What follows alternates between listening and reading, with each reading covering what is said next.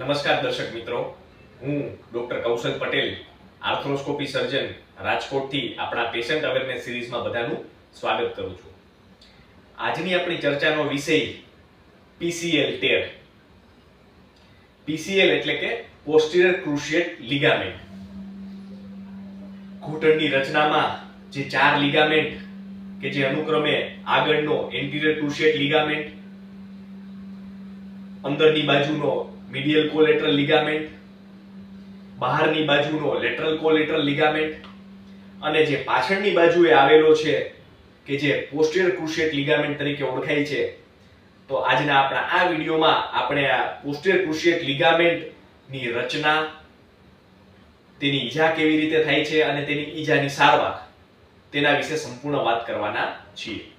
તો જે પણ દર્દીઓને આ પીસીએલ ની ઇન્જરી થયેલી હોય અથવા તો તેમની જો સારવાર ચાલુ હોય તો તેમના માટે આજનો આપણો આ વિડીયો અંત સુધી જોવો ખૂબ જ ઉપયોગી બની રહેશે. સૌપ્રથમ તો પીસીએલ એટલે કે પોસ્ટીરિયર ક્રુશિયેટ લિગામેન્ટ. સામાન્ય રીતે પીસીએલ નું ઓરિજિન ટીબિયામાંથી એટલે કે ઘૂંટણમાં જે નીચેનું હાડકું છે ત્યાં થતું હોય છે અને તેનું ઇન્સર્શન ફીમરનું હાડકું એટલે કે જે સાથળનું હાડકું છે ત્યાં હોય છે. અને આ લિગામેન્ટ ઘૂંટણની પાછળની બાજુએ, આ ઘૂંટણનું ફ્રન્ટ છે, આગળનો ભાગ છે, એસીએલ આગળની બાજુએ હોય છે, તેમ પીસીએલ પાછળની બાજુએ આવેલો લિગામેન્ટ છે. પોસ્ટીરિયર ક્રુશિયેટ લિગામેન્ટ કે પાછળની બાજુએ આવેલો ક્રુશિયેટ લિગામેન્ટ. ઘૂંટણના ચારેય લિગામેન્ટમાંથી સૌથી મજબૂત લિગામેન્ટ એટલે કે સ્ટ્રોંગેસ્ટ લિગામેન્ટ પીસીએલ હોય છે. જેમ વાત કરી કે પીસીએલ પાછળની બાજુએ હોય છે અને તે ઘૂંટણમાં પાછળની બાજુથી આગળની બાજુ જાય છે. પોસ્ટીરિયર એટલે કે પોસ્ટીરિયર ટુ એન્ટિરિયર જાય છે. પીસીએલ નું કામ, તેનું ફંક્શન, ઘૂંટણમાં જે નીચેનું હાડકું હોય છે ટીબિયા, તેનું પોસ્ટીરિયર ટ્રાન્સલેશન અટકાવે છે. એટલે કે ઘૂંટણના નીચેના હાડકાને પાછળની બાજુએ ખસતું અટકાવે છે.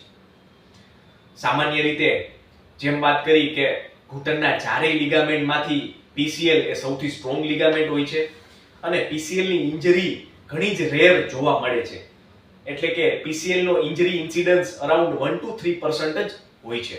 એટલે કે 100 લિગામેન્ટની ઇન્જરી વાળા પેશન્ટોમાંથી 1 થી 2% લોકોને જ પીસીએલ ઇન્જરી થતી હોય છે.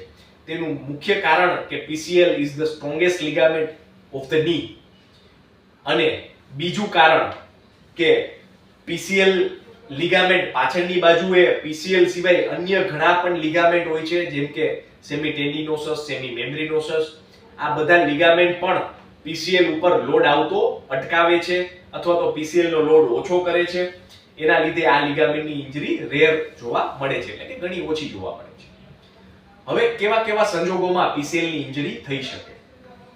સૌપ્રથમ ડેશબોર્ડ ઇન્જરી એટલે કે કારમાં, વાહનમાં અકસ્માત દરમિયાન જો આપણે ડ્રાઈવરની સીટની બાજુમાં બેઠા હોઈએ અને ડેશબોર્ડ, જો આગળનું ડેશબોર્ડ હોય તે સીધું અહીંયા અથડાય અને જો ટીબિયા હાડકું પાછળ ખસી જાય તો તેમાં પીસીએલ લિગામેન્ટ તૂટતો હોય છે.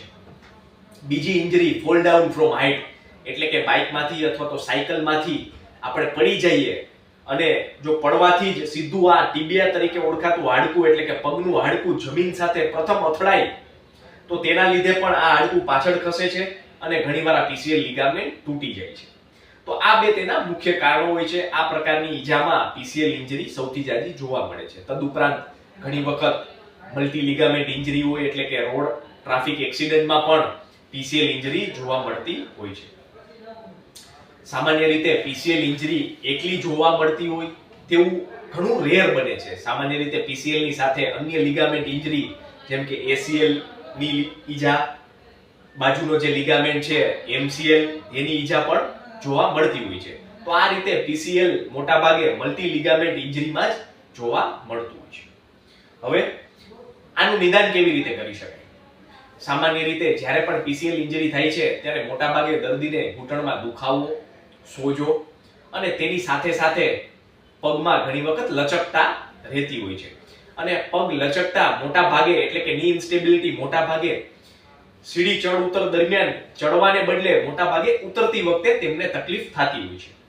જેમ એસીએલ લિગામેન્ટની ઇન્જરીમાં ઘૂંટણમાંથી પગ ઢચકાઈ જાય છે તેવી ફ્રેન્ક ઇન્સ્ટેબિલિટી પીસીએલ ઇન્જરીમાં જોવા મળતી નથી, પરંતુ પીસીએલ ઇન્જરી વાળા દર્દીઓમાં જે બે મુખ્ય લક્ષણો હોય છે, એક કે જ્યારે પણ દર્દી ઘૂંટણમાંથી પગ વાળે ત્યારે તેમને ઘૂંટણની પાછળની બાજુએ અસહ્ય દુખાવો થતો હોય છે, અને બીજું તેમને સીડી ઉતરવામાં તકલીફ પડતી હોય છે.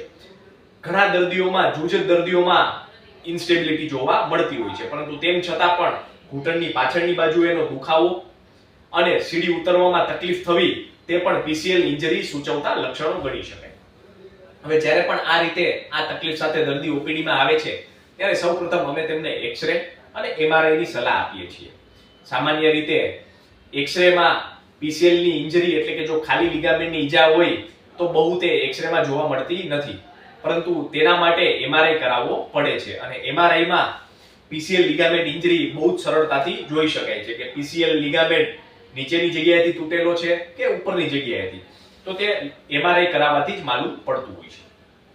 હવે પીસીએલ ઇન્જરી નું નિદાન થયા પછી તેની સારવાર વિશે થોડી વાત કરીએ તો પીસીએલ ઇન્જરીની સારવારને આપણે 3 તબક્કામાં વહેંચીએ છીએ. તેના 3 ગ્રેડિંગ આપીએ છીએ, ગ્રેડ 1, ગ્રેડ 2 અને ગ્રેડ 3.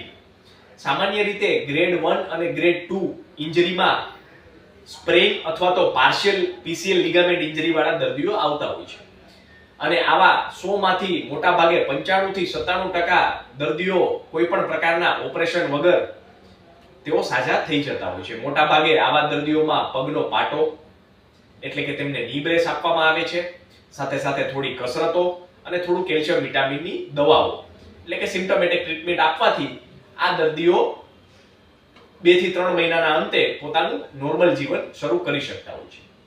પરંતુ ઘણા દર્દીઓ એવા હોય છે કે જેમને ગ્રેડ 3 ઇન્જરી હોય છે, એટલે કે પીસીએલ લિગામેન્ટ કમ્પ્લીટ ટેર હોય છે, અથવા તો દર્દી જો કોઈ સ્પોર્ટ સાથે, રમતગમત સાથે અથવા તો લેબરર એટલે કે મહેનત મજૂરીના કામ સાથે સંકળાયેલા હોય અને તેમને ઘૂંટણમાં સતત દુખાવો અને સીડી ચડ ઉતરમાં તેમને જો તકલીફ પડતી હોય તો આવા દર્દીઓમાં ઓપરેશન કરવું જરૂરી બનતું હોય છે. સામાન્ય રીતે આ ઓપરેશન દૂરબીનથી કરવામાં આવે છે, અને જે પીસીએલ લિગામેન્ટ તૂટી ગયેલો હોય છે તેની જગ્યાએ ઘૂંટણમાંથી જ બીજી જગ્યાએથી નવો લિગામેન્ટ લઈ જ્યાં લિગામેન્ટ તૂટી ગયો છે તેની જગ્યાએ નવો લિગામેન્ટ નાખવામાં આવે છે.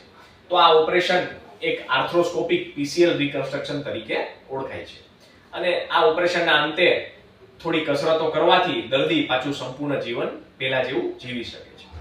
તો આ રીતે જે દર્દીઓને ઘૂંટણમાં પીસીએલની ઇન્જરી હોય અને જો તેમને ડોક્ટરે ઓપરેશનની અથવા તો કન્ઝર્વેટિવ રાખવાની સલાહ આપેલી હોય તો તે નીચેના આપણા કમેન્ટ બોક્સમાં રિપોર્ટ્સ મોકલી યોગ્ય માર્ગદર્શન મેળવી શકે છે. આભાર.